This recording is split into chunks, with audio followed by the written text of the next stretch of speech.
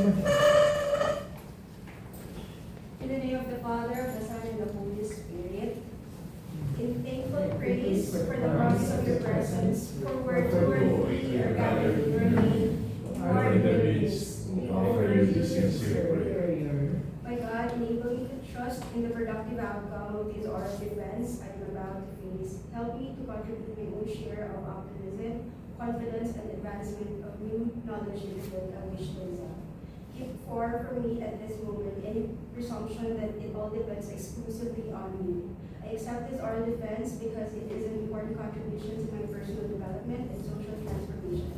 Heavenly Father, who never fails in generosity, I take this opportunity to thank you for giving me an advisor, the leaders and the faculty, all of whom have prepared me this significant event in my life, and for the challenges of the bright future. Shower them with your abundant blessings. Lord our God, source of wisdom, give us the sense of understanding, retentive memory, subtlety in interpreting, elegance in speech, enlighten the beginning of this defense, guide its progress and bring it to fruition. Let this day be full of insights and inspiration, as we share in the great task of humanizing the world with your truth and love. Amen. Saint Antoninus of Florence, who said, "To serve God is to reign," patron saint of the graduate school. Pray for us. Next slide.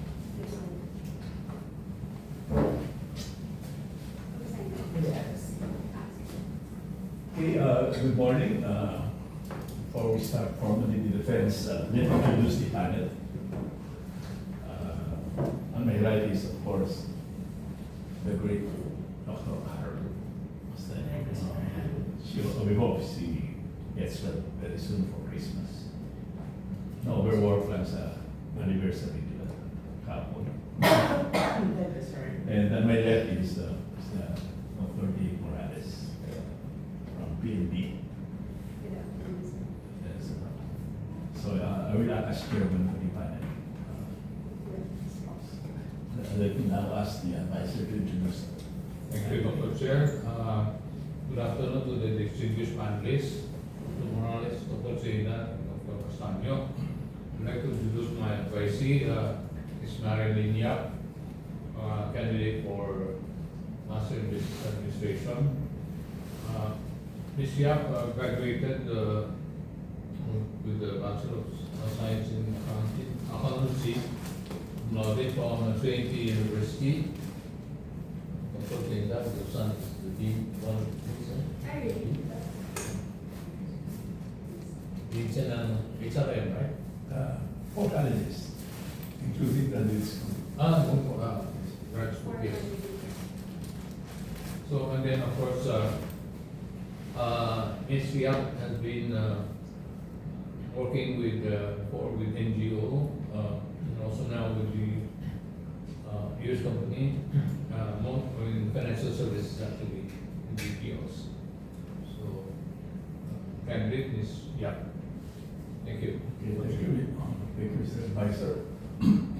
Now, I will ask you to give us a summary so that we will know how you'll be graded in your oral defense. This is just the oral defense, so there will be a separate grading for your written manuscript.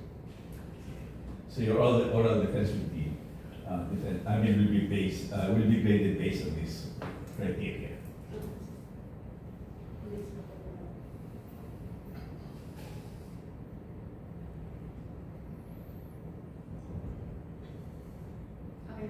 Okay.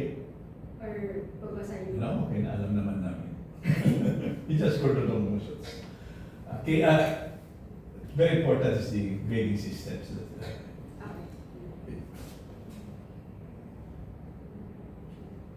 So that you'll know whether to cry or celebrate after this defense. The balls, represented by the balls.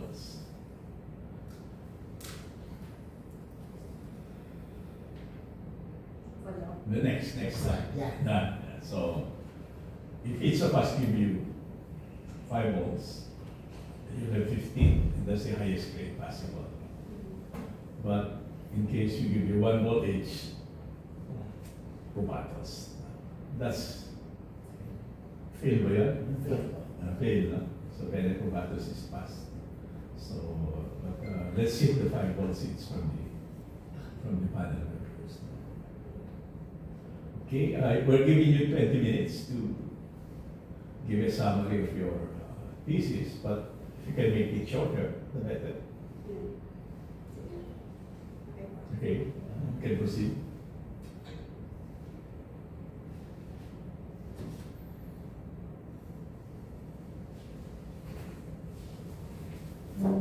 Good afternoon, distinguished members of the Examination Tribunal, Dr. Trinidad, our chairperson, Dr. Castaño, Dr. Morales, and my thesis advisor, Dr. Tommy Shu. My name is Marilyn Yap, though you can call me Lady for short.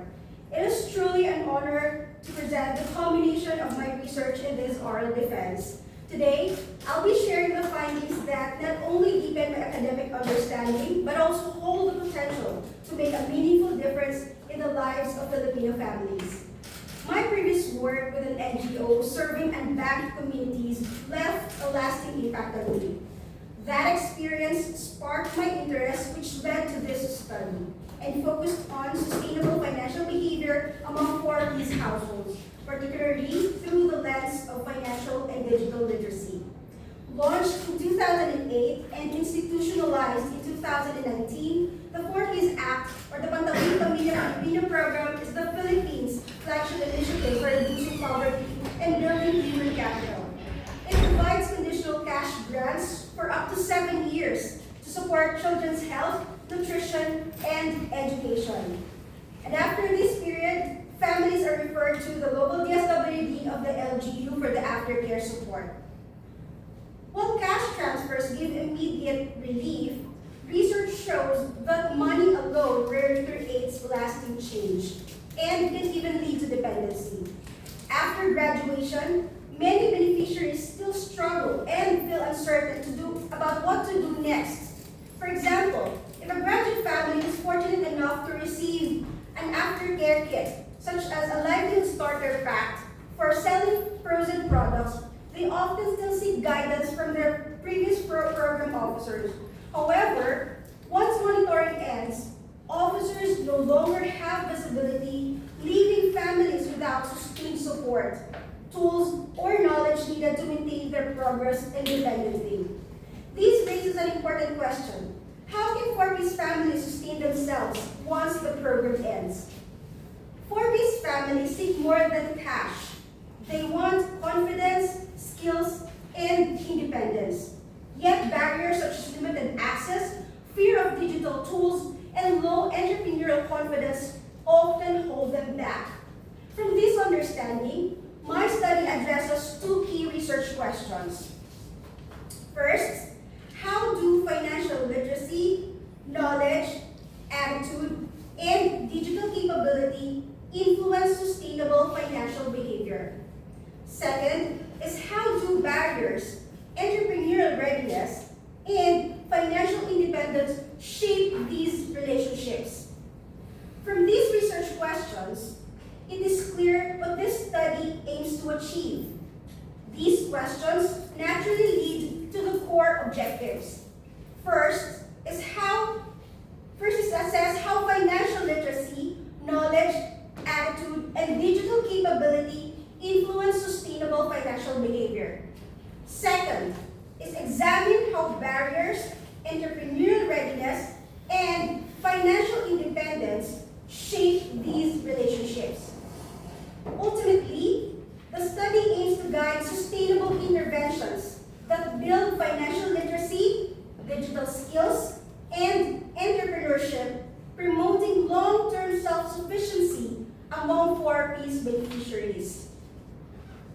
Now, research worldwide shows that financial support creates lasting impact only when paired with education. Bell and Mensti in 2022 found that women who received both microfinance and training saved more and managed their loans better. In the Philippines, the PIDS in 2024 reported that limited access to formal financial services weakens the long-term effects of 4Ps cash grants. Without literacy, digital skills, and entrepreneurial support, families risk dependency instead of real progress. Unlike previous studies that focus only on cash or literacy, this research offers a more comprehensive framework, strengthening digital finance, supporting welfare graduation, and building capabilities that enable families to sustain their gains, not just in the Philippines, but in similar contexts worldwide. Now, let's go over the hypothesis. Hypothesis 1 to 4 suggests that financial literacy, knowledge, attitude, and capability all positively influence 4Ps beneficiaries' financial behavior. Hypothesis 5 to 8 propose that financial inclusion barriers can weaken these effects, while hypothesis 9 to 12 suggests entrepreneurial readiness strengthens them. Finally, hypothesis 13 to 16 indicate that financial independence also moderates these relationships. In short, these hypotheses examine both what drives financial behavior and the conditions that shape it. Now, let's look at the conceptual framework. Financial behavior is the dependent variable shaped by financial knowledge and financial attitude, the core behavioral and cognitive determinants. Digital capability plays a dual role. First, it directly supports financial behavior by helping families use digital tools safely, and it also acts as a bridge, turning knowledge and attitude into real action. The three moderators, financial inclusion barriers, entrepreneurial readiness, and financial independence, influence how strongly these factors affect everyday financial decisions. Grounded in the theory of planned behavior and capability approach, the framework shows that with the right knowledge, mindset, and digital skills, families can move beyond cash assistance toward true financial empowerment. For the methodology, this study used a mixed method design, combining quantitative surveys with qualitative thematic inquiry. A total of 394 4Ps beneficiaries were surveyed across Quezon City, Marikina, San Mateo, and Montalban. These areas are chosen to capture differences in access, local governance, and community resources. Most respondents were mothers who typically manage household budgeting and financial decisions. Now, to ensure representations of the over 120,000 active 4Ps households in these areas, stratified random sampling technique is used with a 95% confidence level was applied, and sample size was calculated using Graysoft. This approach allowed the study to examine how financial knowledge, attitude, and digital skills interact to shape sustainable financial behavior across different contexts. For the operational framework, my study followed three key phases. First is the reliability testing phase. A structured survey for 4Ps beneficiaries was developed, guided by the OECD or INF literacy survey and the ONION digital capability framework, pilot tested, and is also expert reviewed and refined using Cronbach's Alpha. Second is the data collection phase. The validated survey was deployed across all target areas, complemented by the focus group discussion with the 6 to 8 participants per site to gain deeper insights into financial behavior, digital skills, and inclusion barriers. Third is the data analysis phase. The data were scrubbed and analyzed using descriptive statistics, regression models, and the process macro tests, relationships, mediation, and moderation effects. All analyses were aligned with the research objectives, ensuring the systematic and evidence-driven process from survey development to interpretation. For the data collection, I personally administered the survey in selected communities with support from city and municipal links. We met respondents in accessible venues like barangay halls and presenters and explained to the respondents the study's purpose and provided informed consent forms in Tagalog. And each question was read to them aloud to ensure full understanding, and in some cases there are proxies answered for elderly and unavailable beneficiaries. To complement the survey, focus group discussions were also conducted, giving beneficiaries the opportunity to share their financial practices and digital experiences in their own words. These discussions added context and real-life insights, offering a deeper understanding of financial behavior among 4Ps households. Now, let's look at what drives sustainable financial behavior among 4Ps members, focusing on direct effects, mediated pathways, and moderation insights, using tables to support the findings. First is the direct effects of financial literacy on financial behavior. Financial literacy has a strong, statistically significant impact on financial behavior. The more individuals understand budgeting, saving, and managing money, the more responsibly they act.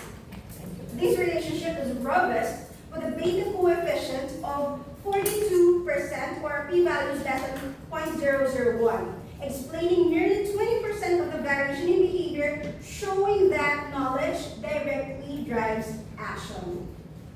Second is the mediation of financial attitude between knowledge and literacy. We examined how financial knowledge translates into literacy, hypothesizing that attitude acts as a bridge. Knowledge alone isn't enough.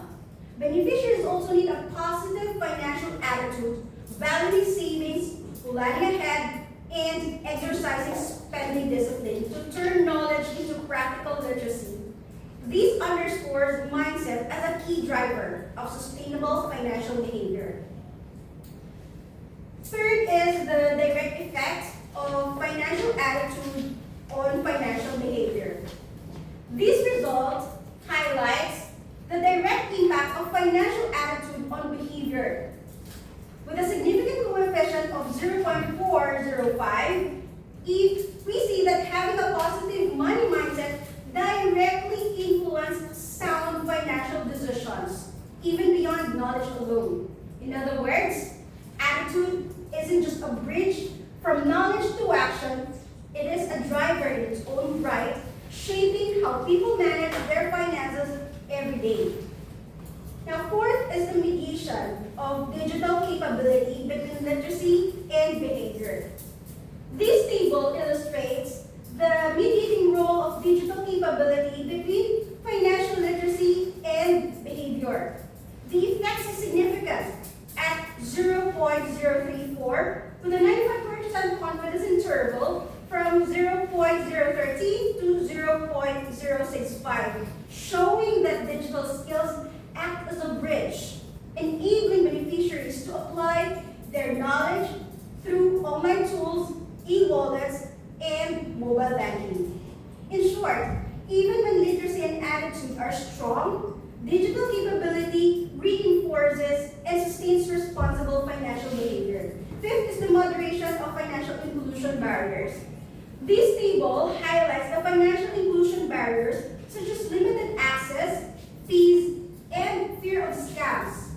The result shows that these barriers primarily affect digital capability, not literacy, knowledge, or attitude. In other words, beneficiaries with strong digital skills can navigate these challenges, making them more resilient and able to maintain responsible financial behavior despite obstacles. Sixth is the moderation effects of the financial inclusion barriers on predictors of financial behavior. As shown, other predictors such as financial literacy, knowledge, and attitude did not significantly interact with barriers, but digital capability stands out. Even when access to financial services is limited, barriers with strong digital skills still demonstrate better financial behavior. This highlights how digital tools can bridge the gap toward true financial inclusion, acting as a powerful equalizer that helps families overcome traditional barriers. Next is the thematic analyses for Crystal Wallace results. For this section, we present the thematic analysis supported by Crystal Wallace test results. The Crystal Wallace test showed significant differences in financial literacy, behavior, and readiness across 4 areas, highlighting the role of access, education, and local support. Quezon City leads due to better digital access, education, and community support. Though cash transfers alone aren't enough, sustainable independence also requires financial literacy, digital skills, and local empowerment. Some beneficiaries, though, are already engaged in small entrepreneurial readiness or entrepreneurial activities. Interviews revealed that 5 key themes: access matters, local governance matters, women drive decisions, context matters, and family seek empowerment, not dependency. In short, 4Ps ensure survival, but financial and digital literacy helps families truly thrive. To summarize the result, the study shows that among 4Ps beneficiaries, financial literacy, attitude, and digital capability all positively influence financial behavior, with literacy and attitude having the strongest effect. Attitude turns knowledge into action, while digital skills help families apply what they know in daily decisions. Barriers mainly affect digital capability, and financial independence directly improves behavior. From these findings, 3 key insights emerged: literacy, attitude, and digital skills drive sustainable behavior. Digital skills offer resilience when access is limited, and targeted training helps families overcome barriers. While 4Ps already provides financial education and piloted digital literacy in 2024, this study suggests deepening these efforts, enhancing digital skills, linking lessons to real-life decisions, addressing access gaps, and integrating entrepreneurial readiness to move families beyond cash assistance toward true financial empowerment. So what does it mean for a program like 4Ps? Financial empowerment is more than cash. It's knowledge, mindset, and digital skills. Knowledge helps families plan and save. Attitude turns knowledge into action, and digital skills allow them to use tools like mobile banking confidently. Together, these elements transform short-term relief into lasting change. When barriers arise, these skills help families stay on track. For 4Ps, this means strengthening financial mindset building, integrating digital literacy more deeply, reducing access barriers, and supporting sustainable income opportunities. In short, combining these elements can turn temporary assistance into true financial independence. For my recommendations and future directions, with the DSWD and TEST the Memorandum of Agreement in place as of August 2025, the focus is now on implementation. Therefore, I propose that 4Ps to have a standardized financial and digital literacy training as part of the regular activities and track progress with clear indication. And the aftercare support should also be strengthened through interagency partnership with DSWD and TESDA for skills development and livelihood opportunities. And in addition, the DTI and BIR for business registration orientation. For future research, I suggest to include longitudinal tracking and experimental testing to identify the most effective interventions. Technology-driven solutions should integrate literacy, access, and attitude to ensure lasting impact. Together, these strategies can turn program support to sustain financial empowerment, helping families thrive long after graduation. In conclusion, sustainable financial behavior follows a clear path. Knowledge lays the foundation, positive attitude drive action, and digital skills enable practical application. Entrepreneurial readiness fosters independence, providing families with confidence and tools to thrive beyond cash transfers. This study demonstrates that strengthening financial literacy, fostering positive attitude, enhancing addressing barriers while promoting entrepreneurial readiness and financial independence help families manage their resources effectively and make informed decisions and achieve sustainable livelihoods. By examining these factors, this study may contribute to understanding how combining education, skills, and targeted support that can lead to more sustainable financial empowerment for 4-piece families in the long term. My hope is that this research makes a real difference, not just in academia, but in the lives of Filipino families seeking to move beyond cash assistance or temporary relief. Because true empowerment comes from skills, mindset, not cash alone. I'm deeply grateful to the esteemed members of the Examination Tribunal and to my thesis advisor for your time, guidance, and expertise. Your insights have been invaluable in shaping both the study and my growth as a researcher.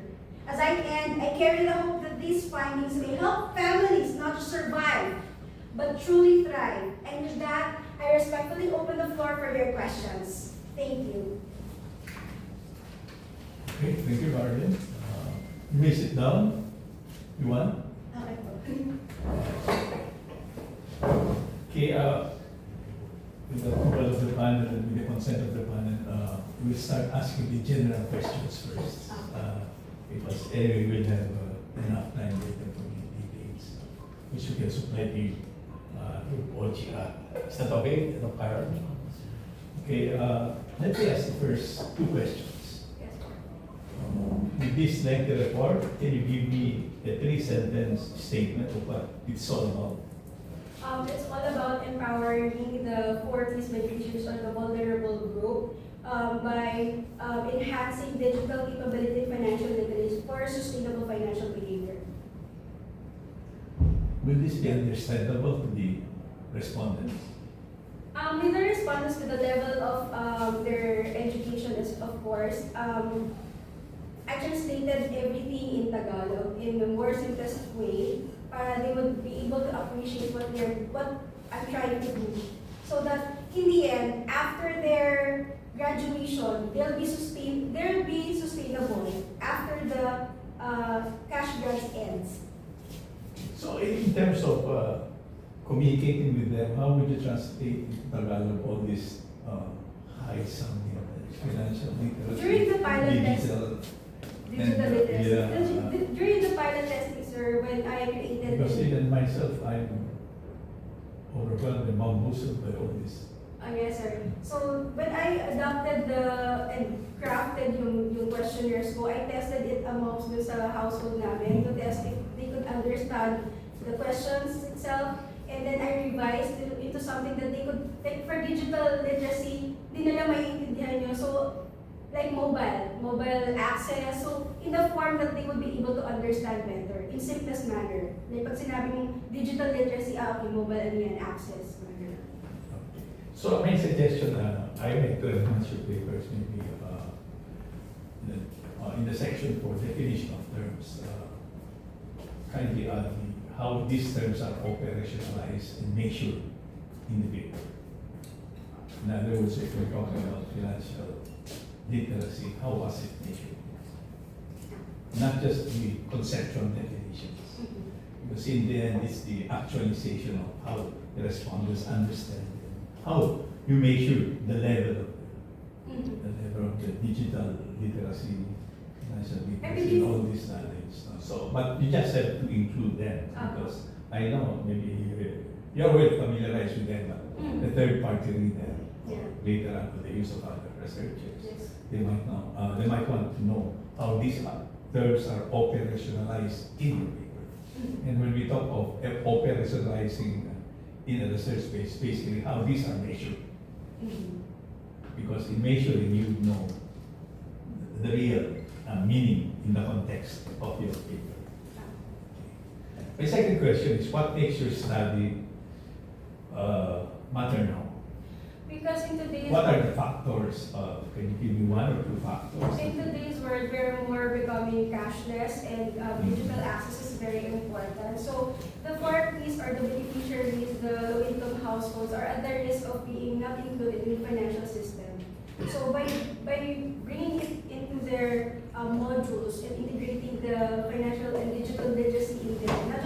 process, but in actual focus FDS family development sessions, so that they will be able to be more prepared after graduation. Kasi some of them, sir, they don't even have GCash. Some of them have like limited access of mobile kasi nasa anak lang nila, or sometimes they can have GCash because wala silang proper documentations like IDs. So I asked some, pwede naman siguro voters ID or something like that, but they have limited information And I have a comparison with a 4Ps member who's been with the program for so long, malapit na siya to graduate, and compare that with someone na medyo bago pa lang siya. Yung isa, literate na talaga siya. And she knows how to save, she knows how to acquire insurance and all. And this one, parang kasi yung limited information nga niya in knowledge, hindi pa siya properly trained. So therefore, wala siyang access. The basic assumption here is they have enough funds after the 4Ps, or in addition to the 4Ps, to manage their finances. It's, I think, Because you may know anything, GCash may be available, but you don't have the money to GCash with. yeah. Plus, because these are not free. I mean, we're talking about, if you have to mention this, like if we're talking of people dependent on 4Ps or have bare minimum income for the sustenance, they might not even have enough. Some of the beneficiaries. Like, and GCash is not free. In other words, you have to pay for every use of the transaction. But this is more convenient and Yeah, but less of convenience transaction is cost. different from the capability to, I mean, to use it, no? Yeah, some of them, like, meron silang low confidence in the financial systems. They are afraid of scams because they have already experienced that somehow or one way or another. So those are financial barriers, financial inclusion barriers that this program needs to address. And So like, that- among respondents, based on your interview, how many of them would be qualified in using GCash, for example? Most of them, like, they already have, when I say most of them, most that have already phone, pero yung wala, of course, they are reliant on their children. But would they have the cash to transact through GCash? At least if they Kasi have, kung hand and mouth or after receiving the 4Ps, you don't have anything else, no? So, there are 4Ps beneficiaries, sir, that already in the GCash. Their payment mode, they are receiving the cash bills through GCash already. But majority of them are still on cash card. Pero the feedback is sometimes medyo delayed lang sa GCash. Ang problem lang po kasi with the cash card is that pag payout na, masyadong mahaba yung pila, and sometimes nauubusan na rin ng pera dun sa ATM. would you take that, have anything available on this information? How many of them would be capable of transacting through GCash in terms of what they are receiving now? With that, sa questionnaire ko po, hindi po siya na-count yung ilan po yung merong access na pala. Although sa demographics, I have a questionnaire there. I've included that you have access to mobile or what kind of mobile transactions. But in the actual statistics, hindi na po na-consider siya. Yung mga 40 constructs lang po yung na-consider in running the diffusion and moderation effects. The point I'm driving at is the recommendations or conclusions you'll be advancing Yeah. assumes that they have the capability. It's basic, it's like a marketing basic question. Mhm. They might want to use it, but they don't have purchasing power.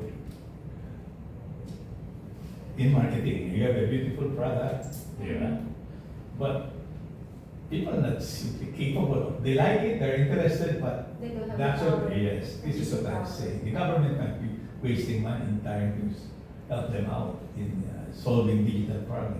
We might just be wasting their time. But sir, kasi we're becoming more cashless. Yeah, but these are, I mean, what I'm trying to point out is, are there data in your paper? that can support this. It's the right time now to tell them because they're now in the position to use this technology. I think that's a very good and valid point, sir, and maybe if I can redo my paper. No, you don't have to read it. I'm just pointing out. Yes, sir. Maybe in your limitations, Yeah. you will say that it's just a major premise. The digital literacy assumes that eventually all its members are capable of using this digital literacy. Yeah. Okay, you mentioned about kasi four-piece beneficiaries, right? Who are qualified to these four-piece beneficiaries? Who are qualified For the for the four-piece? survey, Yeah, for the four-piece beneficiaries. Di ba meron kang you mean yung inclusion? Yeah, sino yung mga nakakatanggap ng Ah. four-piece? Those who are active four-piece beneficiaries, Pero, paano pa sila Eligible. how are they eligible? They are being qualified by proxy tests, and it's being parang I believe yung mga nagbabahay-bahay. And yung proxy test is observing yung purchases nila ng asset or whatever they have if they're like renting. So those are not really known. They cannot apply for it directly. So people from the government will do the proxy test so that it will be included in the four-piece. So what's the main criteria? What's the main parameter for you? to Low be- income households, Like sir. when you say low income household, how How much? do you actually define that? From what I read, I believe it's 10,000 per month. Yung mga Income for the household. Yeah. Below 10,000. From what I read from the official handbook ng foreigners. Yung mga IPs, farmers, those indigenous people, Can you include that in your paper? Eligible, those eligible. eligibility pa. Yeah. Oh. Sige, sir. I'll send you. Yes. Kasi you must have at least, I don't know if I get it right, you must have children who are studying. Yes, di ba? children, Oh. meron kang children from 0 to hanggang senior high school. And they're getting like 500 pag elementary. Per child ata. Yeah, per child. Meron ka dyan sa paper. Yes, sir. Dun po sa sa first Yeah, I think it should be clearly stated. Oh, kasi yeah. napaka-general yung term ng four-piece Mm, beneficiaries. yeah. Parang, okay, who are these people? Ano yung main parameter for them to be part of this four-piece? Meron po kasing props. Kahit siguro yung appendix mo lang, the whole summary of the 4P program. No? Yeah. Para hindi naman sisira yung... Kasi yun yung pinaka-basic. Oh. Yan yung Yung appendix mo na lang yung 4P program. title. Yeah. Sige. We can move forward. So, ano yung wallet share for this, yung mga four-piece beneficiaries po? Ano yun? Are they college graduate, high school graduate, or elementary? Or paano yun? Based doon sa data gathering. They must be 18 years old and above, active four-piece members, and Yeah, pero yung sa studies nila, are they high school graduate, college graduate? yung respondents, if you're talking about my respondents, they are mostly mothers who receive yung four-piece grants. Kasi by default, four-piece actually assign... Educational background. What about their educational background? Have you checked their education? Wala. Wala po. Wala sila. Not only, Although sa demographics ko, sir, I also included that in high school graduates, sila elementary. yeah, they have that. Hindi sinagot. No, because hindi sinagot, sorry.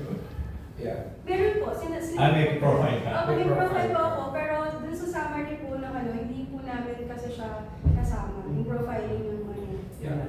Kasi, Pero kasama po siya sa Yeah, That demographics. should be important. yeah, it's quite important kasi you've been discussing about Skills. digital literacy Yeah, skills. and capability. Mm. And you can't enforce something na yung tao na Di ba? respondents mo are not even knowledgeable about the simple fund transfer, Yes. account opening on Mm. things like those. So parang Paano? really, parang it doesn't work that way.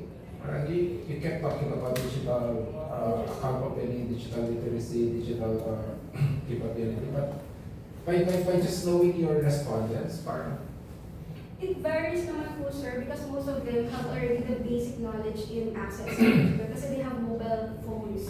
So, not everyone, as far as I know, from my observation po, as I recall, hindi naman po, like, siguro mga, 5% or 3 to 5% lang yung talagang tinutukan ko na in-explain ko talaga. Kasi, as in, no read, no write, mga ganun. Tapos, hindi rin talaga nakakaintindi because to level of education nga. But most of them are hindi naman po ganun ka-illiterate or hindi naman po ganun technology-wise, hindi marunong mga. isn't it that in doing all these digital transactions, there's a requirement on what cellphone na kailangan mo gamitin. And most oftentimes, Baka masyadong malamig. ito is something na ano eh. Ito yung something na Wala siyang it requires additional funds on them. And Yeah, right. Kasi ganyan ako nangyari dito ako. I basically have an idea on your paper. Before, in our company ko, past company ko, we've been talking about this, ito yung mga unbanked eh, na wala at all any financial access. And when we tried doing yung, aside from yung IDs nila, we introduced yung digital transactions. And the issue there is that it's basically the cell phones that they have is basically to call. You text is one liner and everything else. It couldn't even be accessed those platforms. That's the challenge for this. That's the reason why every time that they receive money, first thing that they do is that, syempre, nandun sila sa lower part of our society. It's basically the basic things, food, everything. The challenge right now is that it should be transferred to them having a job. So that they can self-sustaining sila. Yun yung showstopper of the 4Ps. The 4Ps to me, personally, it's just there, just to give whatever is due to that person. But what's lacking basically is follow-up on how do you use that money in developing yung livelihood. Improving their Yeah. lives. Yeah. They have Swede po.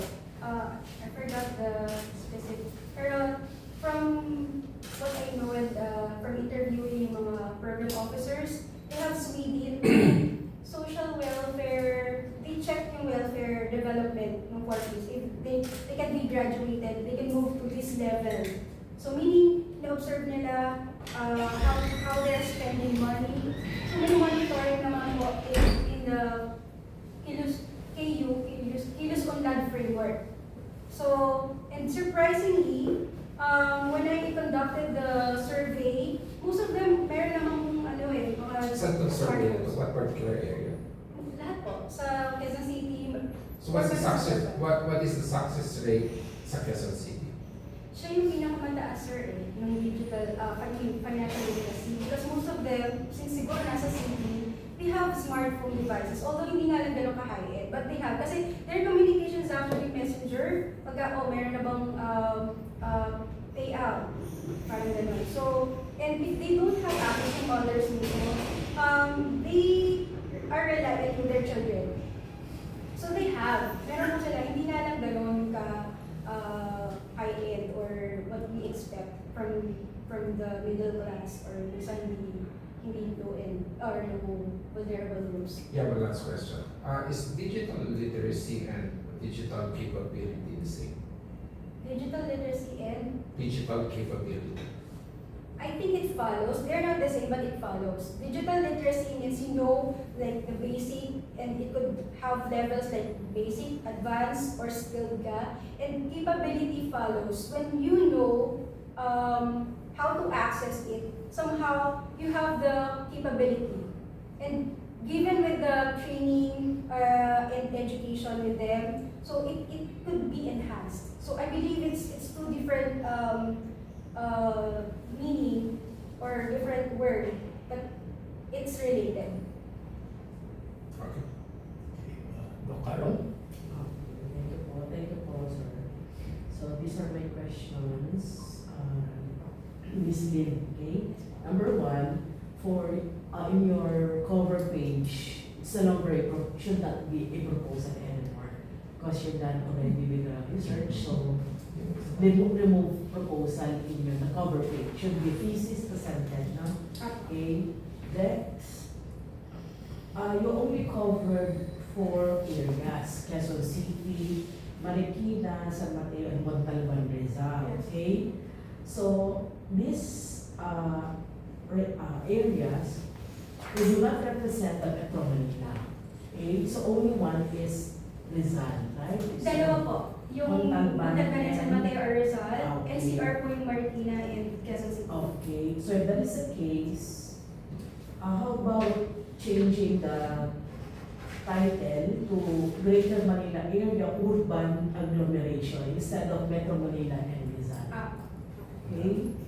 So you covered 4, no? yes. And the only one, there are only 2 from Metro Manila, no? Yes. And 2 from Rizal, Rizal. except if my colleagues would like to have 2 cities in Metro Manila and 2 cities in Rizal. Then I think the first one is, Yung Greater Manila, Oh. Greater Manila Area Urban Agglomeration.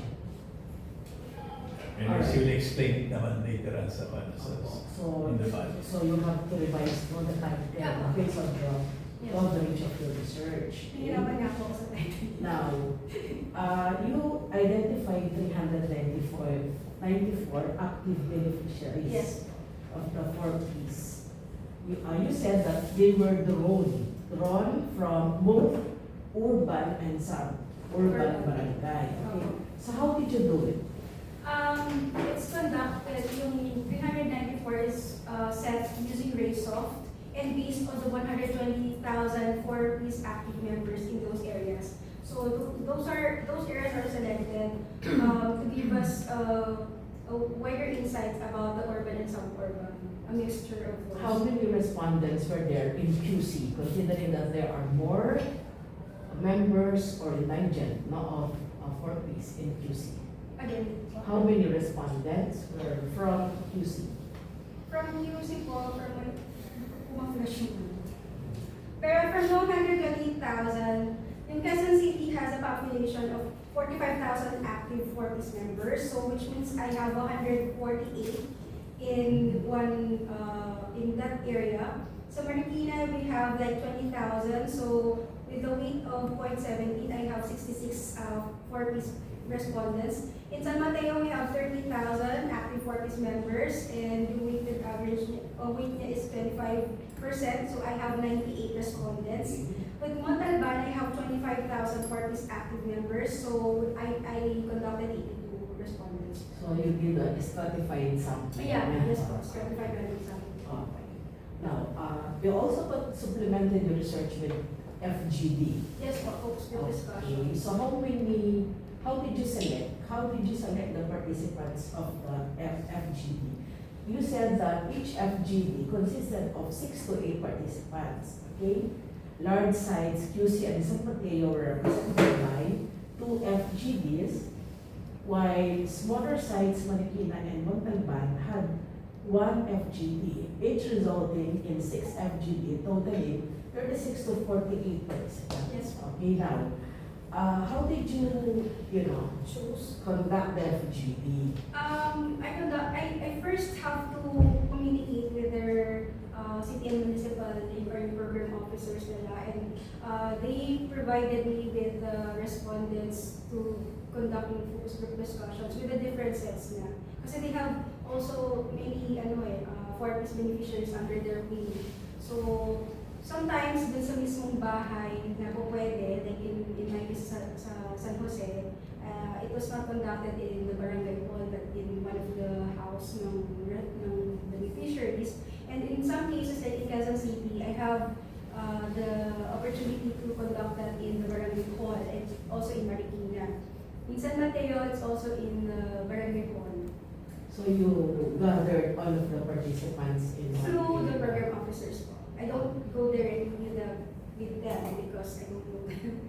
So sila po yung nagsaset ng schedule and I just communicate with them like how many participants do I need. So you were not involved directly in the Yes, po. FGD discussion? I conducted it. I do the interview myself. Kaya lang with regard to choosing like gusto ko ganito or ganyan, the program officers would assist me in giving me the respondents for the interview. So you met them for 2 FGDs in QC at San Mateo, no? Opo, groups. Minsan, isang ano na po sila eh. Minsan, lahat sila na. After ng focus family development sessions nila, the program officers would allow me to conduct yung interview. Simultaneous mo yung Simultaneous FGD, po. yung QC. In So you have the QC, two. yes po. And in Marikina, I conducted 2 separate one kasi nung first po, medyo madami sila hindi ko po na-capture sa video but I conducted it. And then yung second one, dalawa na lang po yung bigay sa akin kasi at the same time, meron po kasi silang program nun eh at that moment. Did you analyze all the results of the 36 or 48 Yes, po. respondents? Yes, po. Participants? Okay, I also observed that you indicated Region 4A in your manuscript. Yes po, di ba? Why do you have Region 4A in your manuscript? Region 4A po is the San Mateo and Mindanao. Are they part of Region 4A? Yes po, Calabarzon. If that is the case, it's not part of the Greater Manila. Ano na siya? Greater Manila lang po is the Quezon City na the NCR. But I just checked on Google to group the 4 Areas. areas, QC, Marikina, San Mateo, and Montalban. And Google gave me Greater Manila area. So the Google did not give me Region 4A. Maybe you can indicate the source where it is 4A. Kasi malayo yung 4A, right? Sa Montalban, Rizal. Because of Rizal. Kasi it's part of Rizal. Is it part of Rizal? Calabarzon area po Region 4A. Kasi ang Limaropa po Region 4A. Is Rizal, Rizal. Montalban, Rizal. Check natin. Check ko kay Google eh. Is Rizal part of Calabarzon po is Calabarzon. Region 4A, di ba? Region 4A, Calabarzon. It's 4A. Ang Region 4B po is Limaropa. It's part of ano po yung kaya Region 4A. Apo. Kasi kung gano'n, paano natin ano yan? Would you Ayan, Rizal suggest? Province is definitely part of Region 4A. Apo. Also known as Calabarzon, which is located. So, how are we going to finalize the title if Rizal is Region 4A? Ang nga po eh. O, kasi kanina Greater Manila yung, kasi asa ko kay Google, yun na, how do you classify the grouping? Sabi niya, Greater Manila, yun na area.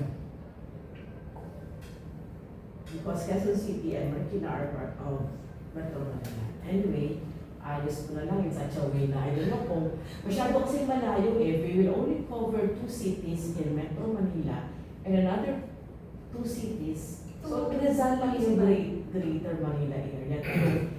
Yung Region 4, Rizal lang, di ba? Apo, Rizal. How about San Mateo? Rizal din siya, Yes, no? po. But it's not part of Region A or 4A. Kasama po Kasama siya. Calabarzon. So kasama siya. So, Calabarzon if that is the case, Iba yung Calabarzon. Basta yung R po doon is Rizal. so ang not two cities in Metro Manila and 2 cities in Region 4. Ano, instead of Greater Manila area. Opo. Parang urban and suburban areas. Oo, suburban, no? Urban and suburban. Although if I'll be given the Yung chance. location kasi has to be the title, na correct? And in the final title, the location should be indicated correctly, no? Correctly, no? Yes, Dr. Alright, so may continue, sir. Yes, ma'am.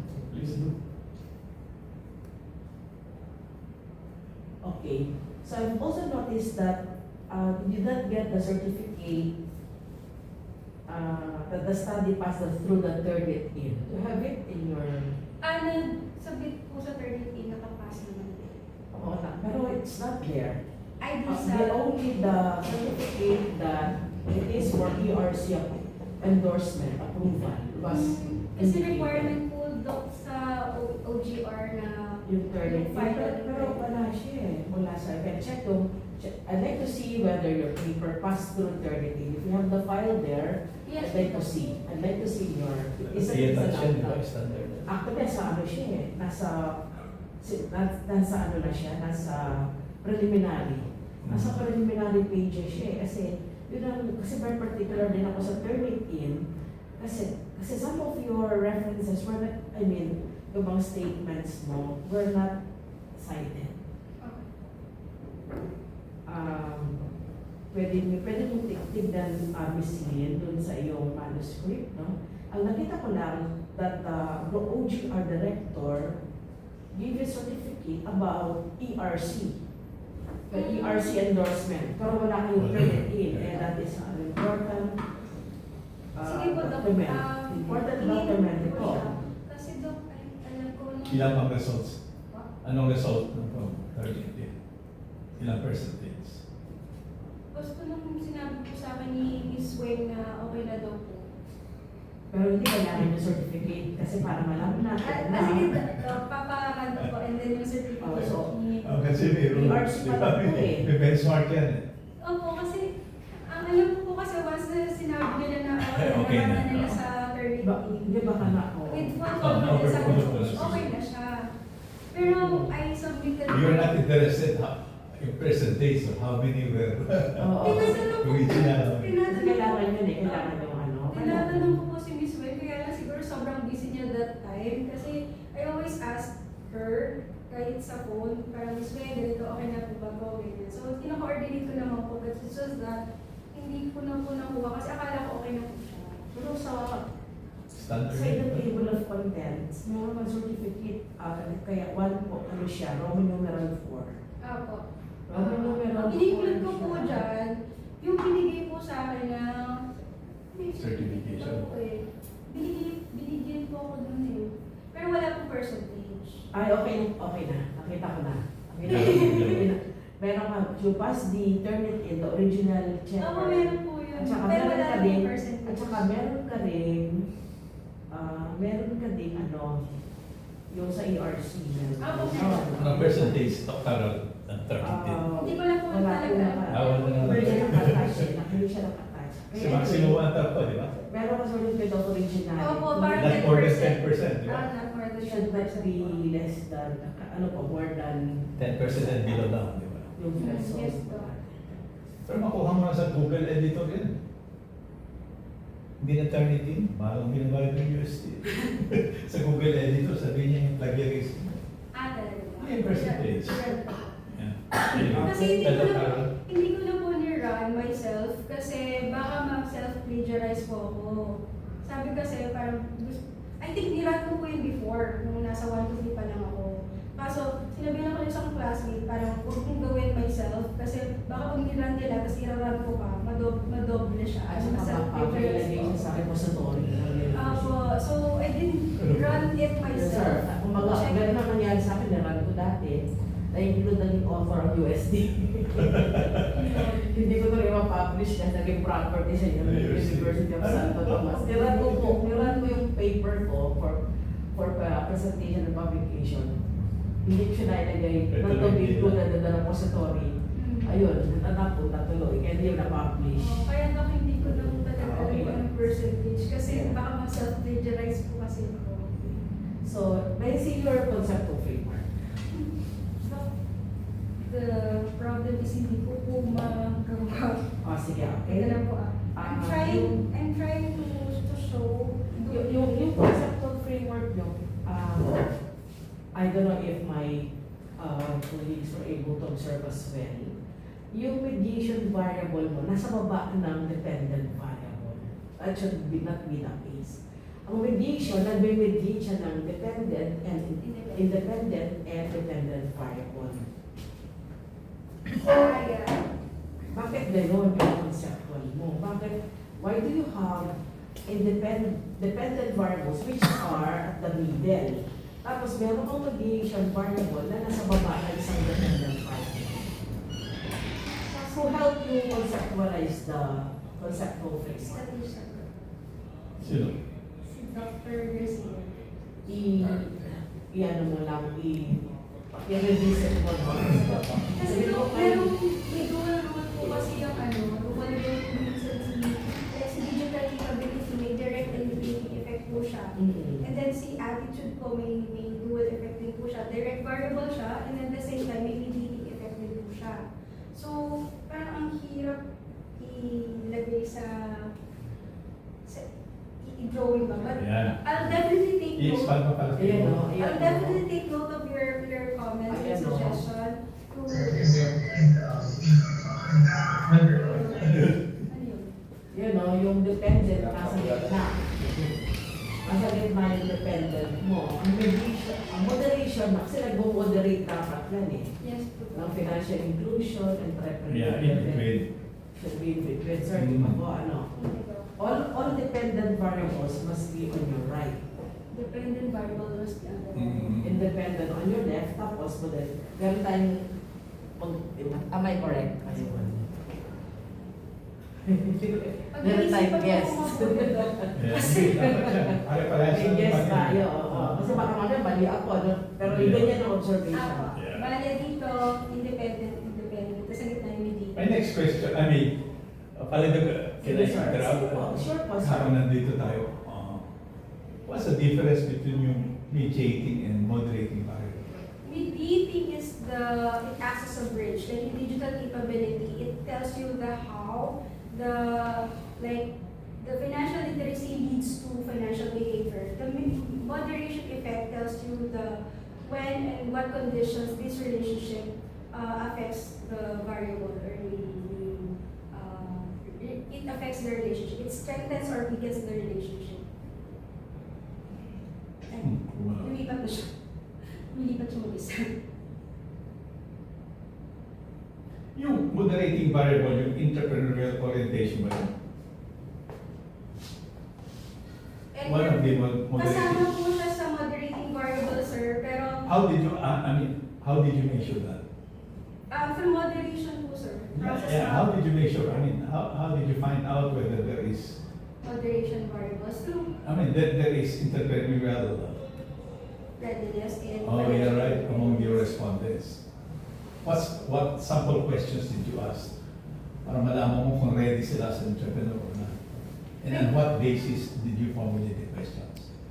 Sa Kasi OPC, hirap pa yun to determine whether entrepreneur ready na or hindi. meron question po dun, sir, sa Yeah, what question? What readiness. specifically? Like, if they are willing to undergo TESDA training, and then if they are already engaged in entrepreneurial, yung mga livelihood nila. Kasi some of them are ambulant vendors already, some of them are nasa bahay, titinda ng sari-sari. So, may questions po doon if they are like, if they have, if they're ready, kung gusto nila or not, to be engaged in those activities or training. Tapos mag-answer sila yes or no. And then during the focus group discussions, I interviewed them if ano na yung level nila, ano yung livelihood nila. So, minsan ang sagot, like, gusto ko lang Kasi yung question mo is yes or no lang, hindi Likert scale? Likert scale po siya. Okay, so Pero- what were the results, more or less? In general? In general po kasi, the entrepreneurial readiness and independence did not really strengthen or weaken the relationship because it's not a prerequisite. Pero the financial behavior has the strongest effect kasi yung digital capability meron siyang effect doon. Nagmamoderate siya if they have the skills. Well, kasi si entrepreneurial readiness and financial based on the findings, wala siyang effect because it's not a prerequisite. It's an outcome if they already improved yung financial literacy and digital capability. And given kasi that they are low income levels or vulnerable groups, so hindi outcome siya. It's not something that you can yung mamamoderate niya. So therefore, only the financial inclusion barriers has the effect.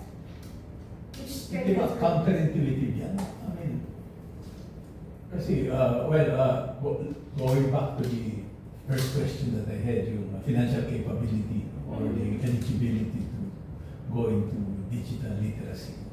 Yung mga entrepreneurial readiness, I mean, these people who are ready or already engaged in entrepreneurship, they're more income, di ba? So therefore, in terms of moderation, they're more ready, I mean, they're more, in a sense, eligible to go to this digital literacy and financial literacy because they already have those. So parang counterintuitive, they're saying that there's actually no significant relationship. Yes, Doc. Kasi ano siya, Doc eh. If for example, maybe they're already engaged, pero in terms of like managing their finances, they're not really that equipped or hindi pa sila ganung level na. Kasi diba may level po like awareness, knowledge, skill, tapos into well-being, yung last na stage. So, even if they are already engaged in those areas, like yes, siguro meron na silang digital access and they are really primed for that. Mas ano sila, and hindi naman po kasi lahat ng 40s really wanted to go on entrepreneurship business. Some of them will just be content with training pa lang, gusto ko na magkaroon ng skills para employed ako. So, I believe that for sustainability, first, kasi during their graduation, the aftercare would be asked them, like, what help do they need? So yung aftercare, if they are into entrepreneurial, the city government maybe would have the budget, they can provide yung livelihood. Pero if they want, like, gusto ko ng employment or something like that, then that's the time like TESDA or an NGO would come in to help them. Pero not every one of them will be inclined to gusto kong ito yung livelihood ako or entrepreneurship sila. It's very individual. Anyway, I agree with the suggestion of Dr. Carlo na you have to revise your conceptual framework Yeah. Yes. to make it clear yung role of the mediating and moderating. Right? Okay. And if you have a brief explanation later, Yes. I mean, for the, as an enhancement to your conceptual framework. Yeah, Yeah, can something I, like that. okay. Regarding the financial behavior, what's the role of financial behavior in your study? Kasi, why is it that, my second question basically is that you have to, in your framework. Financial behavior kasi po is key because knowledge alone is not enough. So there has to have a change in attitude so that they will be driven with a change of behavior so that they could have more informed financial decisions. If you improve yung how they decide on money management, then that's the time there's also an improvement in their yung kanilang level of livelihood or yung kanilang status. Okay. So why is it that it appears twice in your framework? So, kasi during that time, it's still in the stage where it's a proposal, so hindi pa po siya na-revised for after. Hindi conceptual. Yeah, inadapt pa lang po siya like during the Actually, mas simple nga yung suggestion nito, Carlo, kung i-ganon mo yung mediating eh. Kaya moderating at saka. But I'll really take note of that to revise the conceptual paper so that it's easier to understand really and what it is. Hindi lang. It's incorrect. Opo. It does not reflect Oo. the conceptual framework. Further revision. Kasi yung moderating at saka mediating, they affect in between, as you said. One is a breeze, the other one is it affects the results, the predictivity, or the predictiveness. Opo. Ito naman is backed up by review of literature. Ibang variables mo. Yung variables po, yes. Yung like... So may right knowledge. and this, and each of these variables So, sa review of literature. nandito, Yes, Doc. May ano, for each And their variable, relationship yung to- construct. independent, to the dependent variable. Yes po, Doc. So our next suggestion ko to enhance your paper is cite these results and Cite the results. ibangga mo sa Ah, findings mo. yes po. So Carol, sorry for Ay, the, opo, no problem. for the mediating and moderating. Okay, Pastor. Thank you, Pastor. Thank you po. So siguro, Mr. what you can do is you reconcile your quantity and qualitative findings. Okay? So you were able to clearly state the entrepreneurial readiness and financial independence, which did not show a significant qualitative effect in the quantitative in the process map. However, the quality findings in your chapters 4, 7, and 4.73, so they are used to support the idea of modality inferences. So yung quality mo may support the modality, no? Okay. So you have to dedicate a specific section in your chapter 5, in your conclusion and discussion, to reconcile this discrepancy. So actually, I'd like to congratulate Lynn because she was able to use mixed method. No? It's very difficult to use quality and quantity. Yes po. Okay. Suggested po naman. Yes, Galing advisor mo. Yeah, in fact, the OGR director does not accept proposal which is only one method. Either you use secondary and supported with quantity or quali and quantity. Yes po. No? I think na-mention din po yun ni Dr. Trinidad din na it'll be useless to just have Likert kasi Yes, better to support. Yes, correct. Pero yun, I'm glad that you were able to do the mixed method. To improve your paper, mag-cite ka ng mga results ng interviews mo Yes to po. support your findings para mixed method talaga. Ah, yes. So in addition, as Yung you, thematic, sir. yes, Parang yes. So in ito, addition to the results of First the one is result. statistics, parang may- mag-cite ka like one sentence to two I'm not sure if I comments. overlooked it. Yung thematic analysis, you have it in your paper. Yes po, meron po. And yung Thematic result lang. po niya. Anong page yun, anong page yun? Kasi, so, 4 po, Anong specific number, Lee? chapter, Chapter 3. chapter 4 po. Kasi ito daw, yung pinrint ko po siya,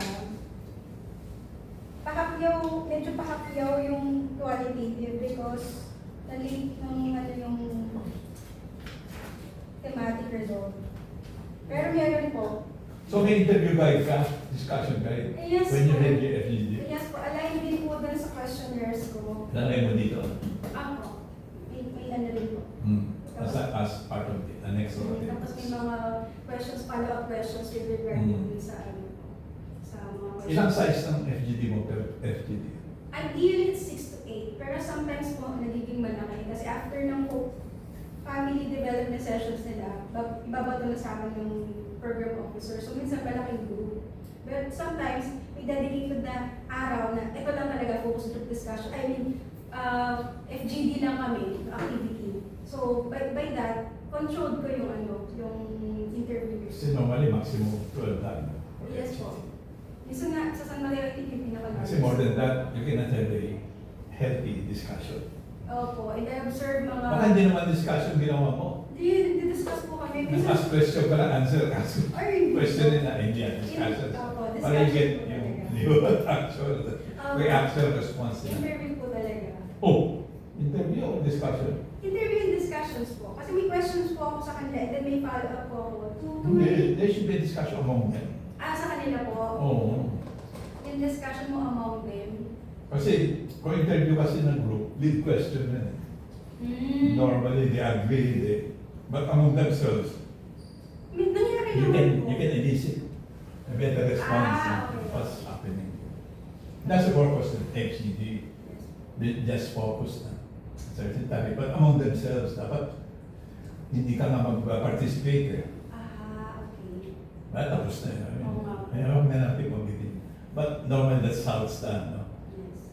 Kasi you elicit from them yung response to all these problems. And kaya later on, it will be able to support or not support whatever your findings in the quantity.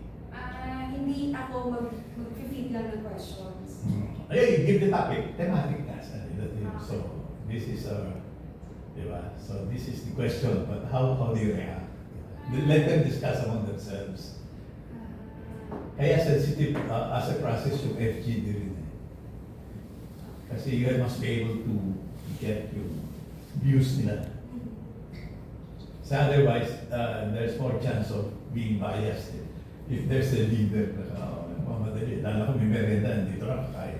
Oo, may meron. No, but anyway, that's not, huwag na lang yan, but normally ganun. Yeah, Dr. Carol, sorry. Konti na lang yun. Konti na Sige po, lang. Doc. Mga 10 na lang. I'll send this, wait sir, I'll send this to you sir. No? Oh yeah, you will give the Yeah, details. send No, here. huwag na lang kasi otherwise masisira pa school. Oo. Details ko na. Sisira pa. Ano ba? Pag hindi mo masagot, di ba, bagong grade mo. Eh, huwag na namin tanong, hindi ka na bill pa. No, bill na. Yan, a good paper. Your recommendation is actually good, but the conclusions states only the statistical findings. So Yeah. I suggest that to elevate conclusions to include broader theoretical and policy implications. So for example, no, yung theoretical implication argue that the findings support an integrated financial capability framework where digital capability must be treated as a core component, or not just an external factor. Another policy implication naman would be, given the mediation of digital capability and moderation, inclusion barrier, the recommendation should strongly emphasize the need for cross-agency collaboration between BSWD, no, and financial institution, BICT, yan, no, to reduce structural barriers such as simplified digital account opening, providing subsidized data services for financial class. Okay, another recommendation, ensure that the qualitative data clearly specifies the thematic analysis process, including coding procedures, field development, codes use if not already detailed in the full text appendices. Right?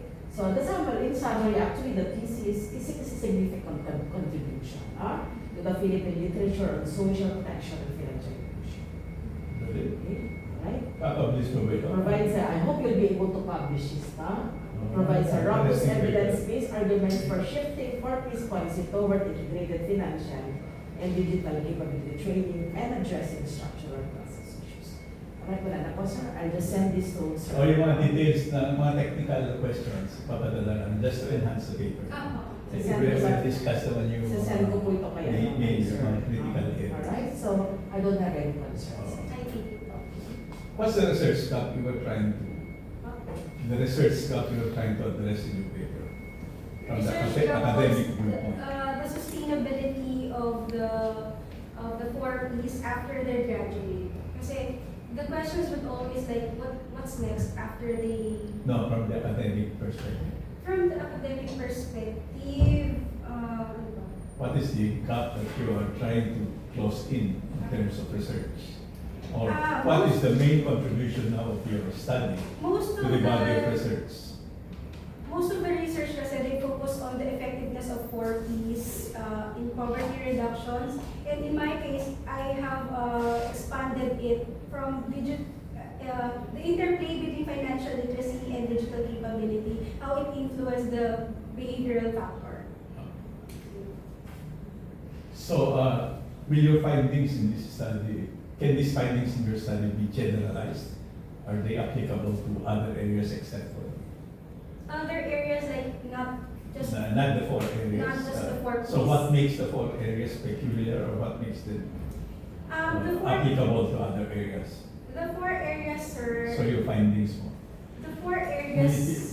Can the DSW apply this in the Philippines as a whole? Based on your findings? There Or are they will certain- have to make adjustments? And There what are- adjustments would they have to make? There are limitations po with regard to my study because not all areas, like for example in mountain provinces, IPs, doesn't have really access to 4 Ps, and yung financial inclusion, they're not in cash card. So it's not always applicable. Maybe in the future that would be included, but it could be replicated in other areas as well. If they have, like, good access to internet, ganyan. Pero I don't think it can be replicated if the areas has challenges in terms of technology. So if Tulfo, the Secretary of Social Welfare, will call you and ask you to have an audience with him, how would you explain it? How would, in terms of them benefiting in their purpose project? That would be human capital investment po kasi, sir. So, I heard that Senator Erwin Tulfo proposed to actually cancel the 4-piece program and just give them livelihood, but I don't think that would be successful if, you know, the 4-piece will just be given the money because it will just be squandered anything that, you know, yung basic needs nila. But if they are well equipped with like training and they know how to manage money, I think they will be successful enough. And yung goal ng 4-piece is really for long-term effect. So the benefit of this is we have the numbers to support that we need welfare graduation, and from just welfare graduation to empowerment. Kasi that's what they need. The after graduation will be like, paano na kami? How to establish or to be in the business. Ano na, nakagraduate na yung anak ko, pero paano after that? So, it's important that we guide them. Because anyway, we already given investment to them as human capital. So, it's important that we really develop them. Because malaki yung percentage din ng vulnerable groups. And sayang yung pera. Sige pa, Presidente, welcome. Social Welfare Secretary, okay. Are there any questions? No, no for that, sir. Okay. Yeah, Okay, so can you ask Wayne to give us the voice and be ready to share? Okay. Sorry, nag-extend you. Tari, padala mo na lang sa akin? Tapos padala ka na. Oo. Sector. Ay, sa ito na lang sa akin.